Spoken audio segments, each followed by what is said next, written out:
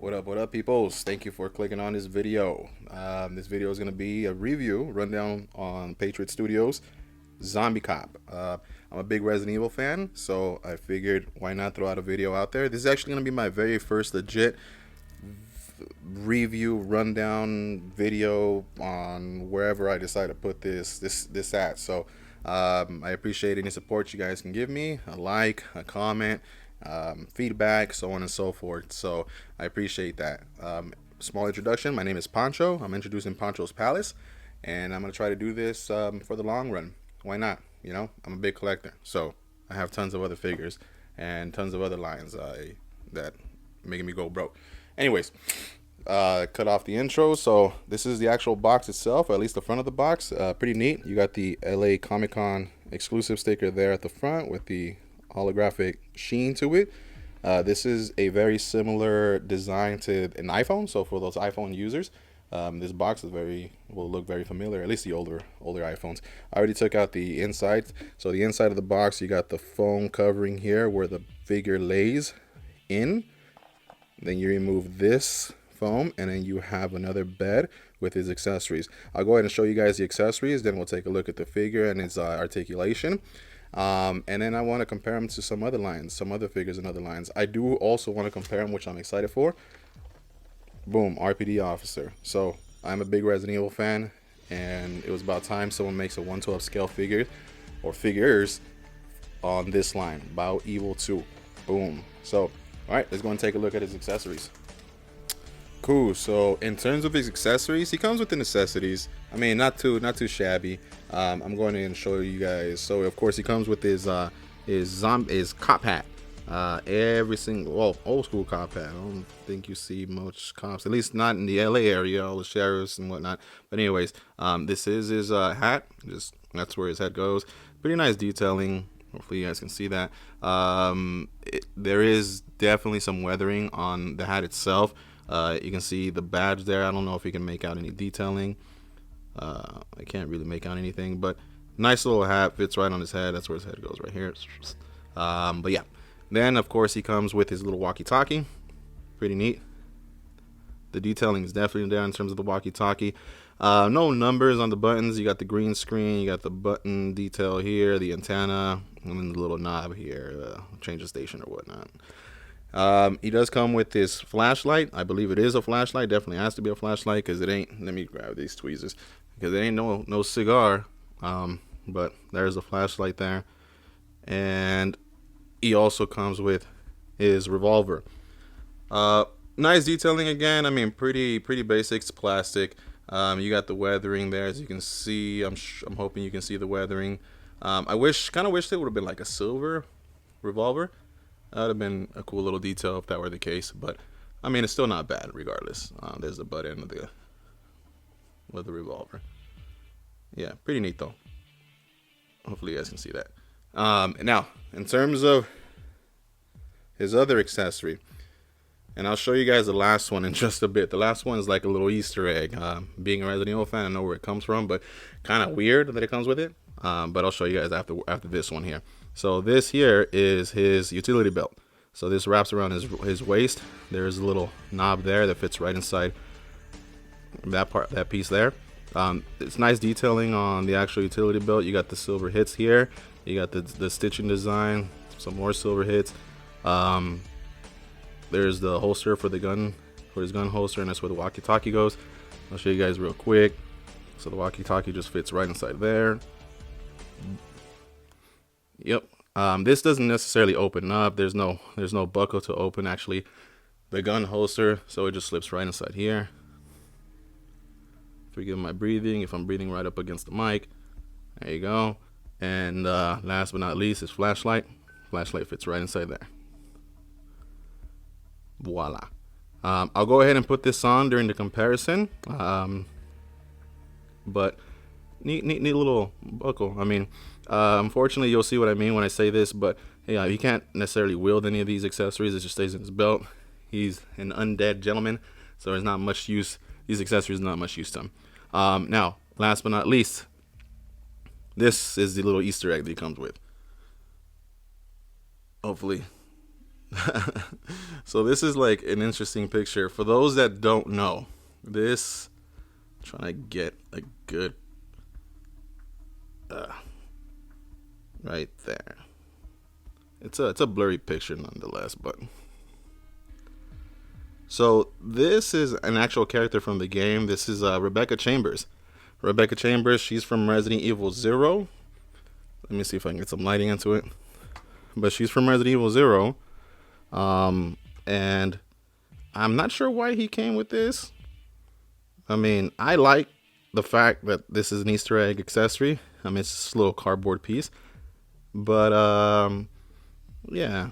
Low key, the guy's perverted, I suppose. Maybe he stole it from the RPD office, but yeah, it's neat nonetheless. Alrighty. Well, that's it for the accessories. I'm going to go ahead and show you the figure so that way we can look at his detailing and the articulation. And then that way you guys can form an opinion on him. Alrighty. So now we're going to be taking a closer look at the figure. And I must say, boom. Bing, bang, boom. He is actually pretty dang phenomenal. Now, speaking objectively and subjectively, of course. As mentioned, I'm a big Resident Evil fan, so I love the way this figure turned out.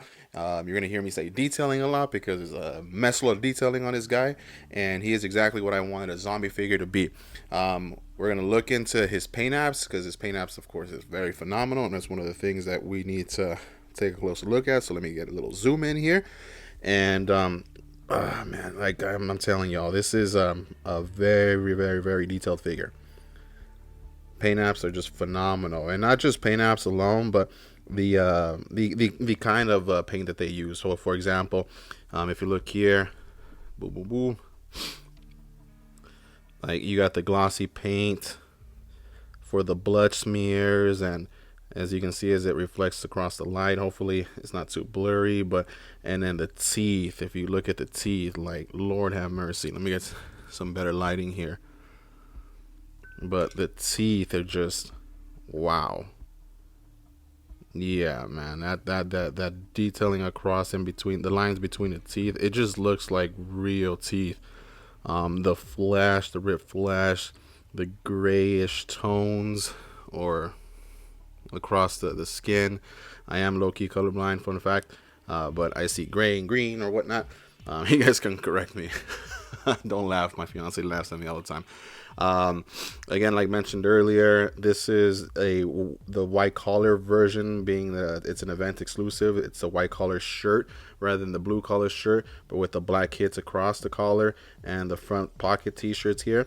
The silver hits on the buttons with the t-shirts, the silver hits here on the shoulders, the blood smears across the shirt all over, even onto the back. The weathering on the cargo pants. The cargo pants, actually, the flaps do open. I don't believe you can use the pockets though. Yeah, they're pretty deep in there. I'm not gonna try, but yeah. He doesn't have a belt, of course. That's his accessory. And man, these guys gotta come as a peace officer, a law enforcement. He's gotta have these non-slip boots. Non-slip boots. Look at the tread. Check the treads. Yeah, overall detailing is phenomenal. I'm a really big fan of especially the flesh, the glossiness of the flesh, and even his eyes, like the glossiness of his eyes. Look at that. Look at the lighting. Yeah, they gave him those white eyes as he's a zombie, just like they are in Resident Evil. The smears, the glossiness of his hands, the blood smears all across. Overall, great paint apps. He's bald. Yeah. So, anyways, I hope that gives you an idea in regards to his paint apps. But now we're gonna go and take a look at his articulation. So I don't know if you saw, but he does have that Hot Toys / some Mesco neck articulation, where it's actually there's no articulation in between the neck and the head. It's all just one piece. There is a ball joint underneath there. If you go ahead and open it, you can pop this bad boy open. There's that ball joint there. But some folks aren't a big fan. I really don't mind it at all. He does move you know, my right, your left, right, left. But he does tilt back and forth. He goes down that much, which is pretty neat. I mean, it's not bad. He goes back that much. He can't do the T-pose, so his arm goes across that far. Oopsie daisy. Let me just stand this up real quick. Apologies. So his arms do go across that much. He does have a slight butterfly joint, and you can tell if I move his arms forward, as you can see, he kind of bends a little forward there and then bends backwards. So he does have butterfly joints on both arms, as he should. You got to be careful though. As I was fiddling with the articulation, there's two things that happened to me with him. This arm here did fall off its socket, or it came off its socket, so it's kind of difficult trying to find it and put it back in as the shirt gets in the way, of course. So you might want to be careful with that. One thing I'm happy about is that he does have a double elbow joint, so I'm glad that they gave him a double elbow joint. Now, this is kind of one of the gripes with this figure, and this is what I was mentioning earlier when in regards to his accessories. He doesn't have any. Oh, there it is. Look, you see, it fell off. So it's kind of tough trying to find that socket back, but if you play around with it, you'll eventually find it. I'm not gonna take too much time doing that, but he does not have wrist articulation, unfortunately. I suppose I can understand as to why, but I wish they would have given him like a second pair of hands or something to replace these wrists here. You know, that would have been dope. Aside from that, he does have now. I'm just gonna go ahead and do it, and I'll retuck it back in when I do some comparisons with sizing. But this is the other thing that happened, unfortunately. His waist articulation, I bent it a little too far forward, and it didn't break. It just unplugged from the socket, similar to the arm here. But that would cause his shirt to untuck. It's kind of a bummer. But as you can see, his shirt's already untucked. So I'm just gonna go ahead and pop it off like that. And it's cool that I can do it for y'all, so that way you guys know the limitations of this figure. But this joint here does allow him to bend forward a lot. So I'll show you in just a minute. So he does have right here an upper torso cut there, but it doesn't really do much, quite frankly. It bends back a little bit. I don't know if you can really tell, and it bends forward just a tad bit. It all comes from the lower waist articulation here. So he does bend forward that much. I'm gonna bend backwards that much. So it's a lot. But again, this is because his shirt's untucked. So that's the only bummer part. As you can see, yeah, shirt's untucked. Bro, pull up your pants. This kid's around. Alrighty. Now in terms of his leg articulation, he kicks forward that much. Of course, his pants do somewhat get in the way, and goes back not a lot, that much. The pants do somewhat get in the way, of course. That's what's expected for cloth figures. He does have an upper thigh swivel, very generous. Generous. Lord have mercy. Does have double knee joints, so that's pretty cool. And he does have a ball peg articulation for his ankle right inside there. You can't really see it. It's pretty dark. No hinge. It's just a ball joint. Kind of concerning because ball joints, in my opinion, can get a little loose. So no hinge. That's how it's given as it's going to get. And bends forward that much. Bends backwards that much.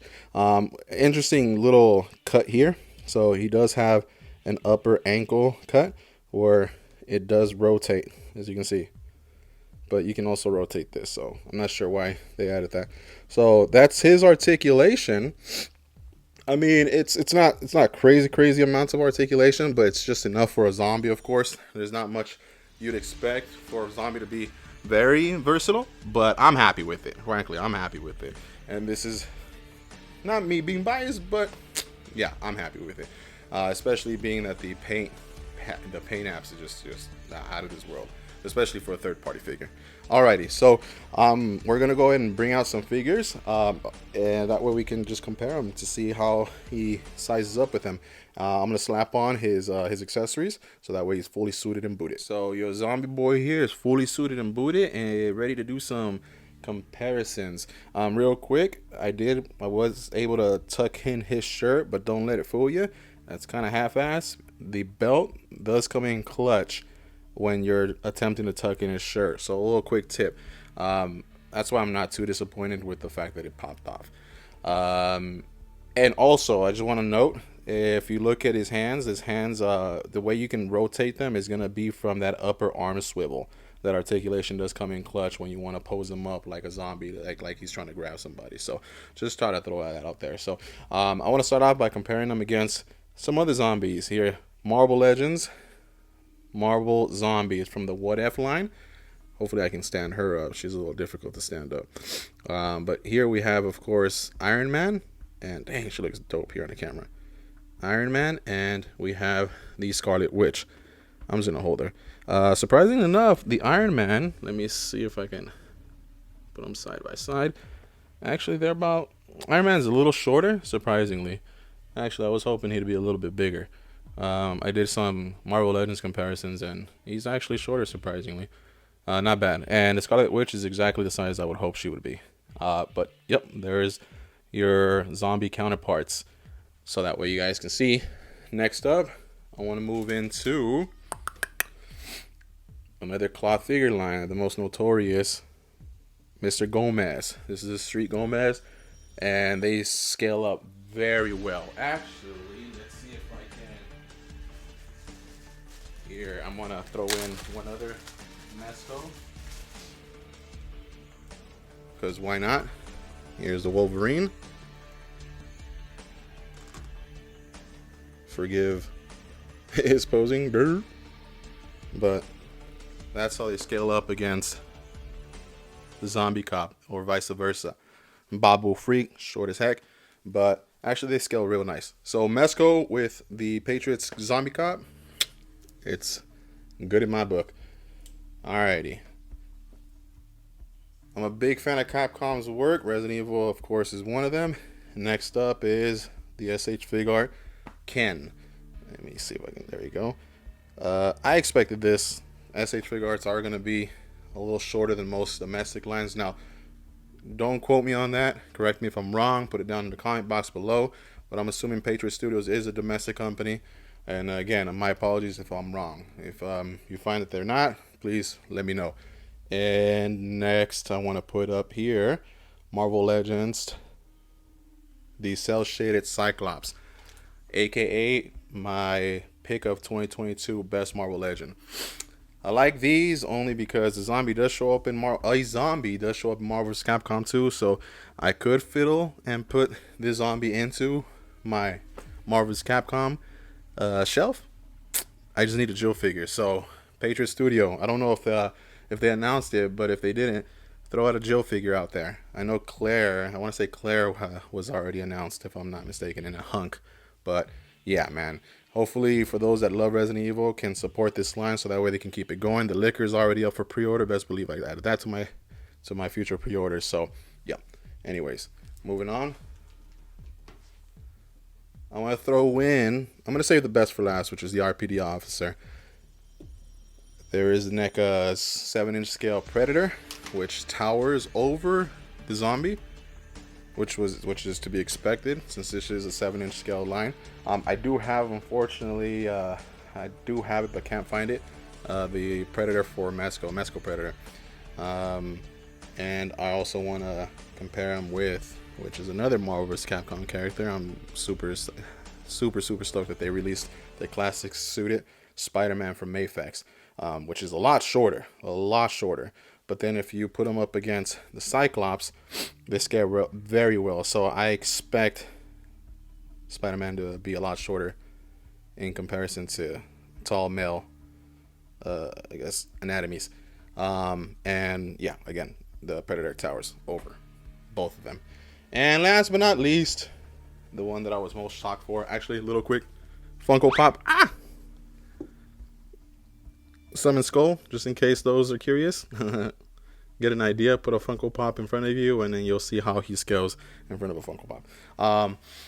Last but not least, this is the one that I'm most excited for, because this is I want to create a shelf dedicated for this line, or anything Resident Evil related. Is going to be the RPD officer, Leon Kennedy. And put him right in the middle. Yeah, so I'm really stoked to have these figures. I'm really happy that Patriot Suda decided to go this direction with Resident Evil, and it seems like they're selling very well. So again, hopefully they make more down the road, because I definitely want a full shelf stacked with cloth RE figures, and these two scale very well amongst each other. I really hope that they make more zombie figures, different varieties, not just a cop, maybe civilians, or that bald zombie from Resident Evil 1, which technically who he looks like. But yeah, hopefully you guys like the comparisons, and apologies if I missed out on one. Alrighty, cool. So just wrapping it up, my final thoughts. I love it. I love this figure. The paint details are amazing. The cloth is great. I mean, unfortunately, I untucked that shirt, just trying to, fiddle with the waist articulation. But as you can see, there goes my half-ass attempt using the belt as clutch. But I'm very, very satisfied with him. Me being a big Resident Evil fan, this is exactly a must. Now, the only unfortunate thing is, of course, they sold out on 5K Toys website. For those that are interested, I'm really hoping you can get a good deal on them. If you're missed out, I'm really hoping this video enabled you to see exactly what this figure is all about. Again, that's my goal, is to, in the event that your favorite figure review doesn't review certain lines, I'm hoping that maybe I can fill in that gap. But yeah, if you guys like this review, please subscribe, as that'll motivate me low-key to do some more videos down the road. As again, I'm trying to do this maybe potentially long term, as I'm having fun with it. It's just one of my hobbies. Please like the video, as it obviously goes a long way, and comment any feedback or just anything you have in mind in regards to the figure itself. If you have any questions, anything I didn't cover, please let me know. Well, that's it for me. This is Poncho once again, introducing Poncho's Palace, where I review and run down all figures possible. All right, lates.